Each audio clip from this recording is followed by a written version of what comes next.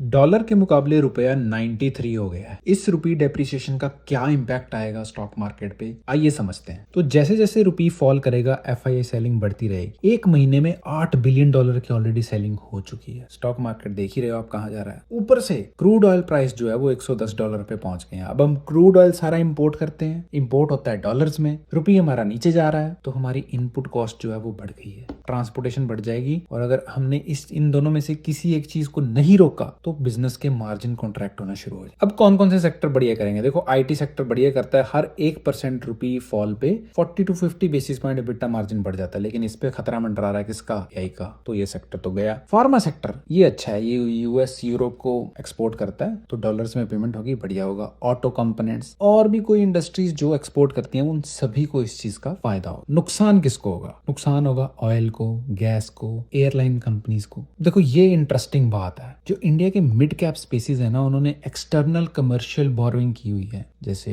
US या foreign money लिया हुआ है। अब फॉरेन मनी सारा डॉलर्स में लेते हैं। अब मान लो उन्होंने जब उनसे बोरोइंग की थी तब रुपी था 87, आज हो गया 93, तो 7% तो उनकी कॉस्ट वैसे बढ़ गई, तो मार्जिन कॉन्ट्रैक्ट हो जाएंगे। ऊपर से एफआईआई जो सेलिंग कर रहा है लार्ज कैप्स में वो अलग, एचडीएफसी, आईसीआई, रिलायंस, आप सब में देख रहे हो। अब यहाँ पे आता है एक मेरा ओपिनियन है कि देखो, हमें इंपोर्ट सब्स्टिट्यूशन ढूंढना पड़ेगा, क्योंकि हर एक चीज जो हम इंपोर्ट कर रहे हैं वो 8 से 9% कॉस्टली हो गई। फॉर एग्जाम्पल, अगर किसी कंपनी ने बाहर से नई मशीन्स मंगवानी है तो उसको अपना एक्सपेंशन पोस्टपोन करना होगा, लेकिन कब तक करेगा? मार्केट शेयर खो देगा अगर वो ज्यादा देर लगाएगा तो हमें लोकल ऑल्टरनेटिव्स ढूंढने पड़ेंगे। इसी वजह से defence, speciality chemical, evo component और डाटा सेंटर के स्टॉक जो है काफी टाइम से चले थे पिछले सालों में, क्योंकि पीएलआई जो था वो इनको बूस्ट कर रहा था, इसलिए इनमें टेलविंड हुआ। तो आप बता दो कमेंट सेक्शन में कि अब कौन सा ऐसा सेक्टर है जो फटने के लिए तैयार है। और वीडियो अच्छी लगी हो तो चैनल को सब्सक्राइब जरूर कर लेना, क्योंकि अगली वीडियो इससे और इंटरेस्टिंग होगी।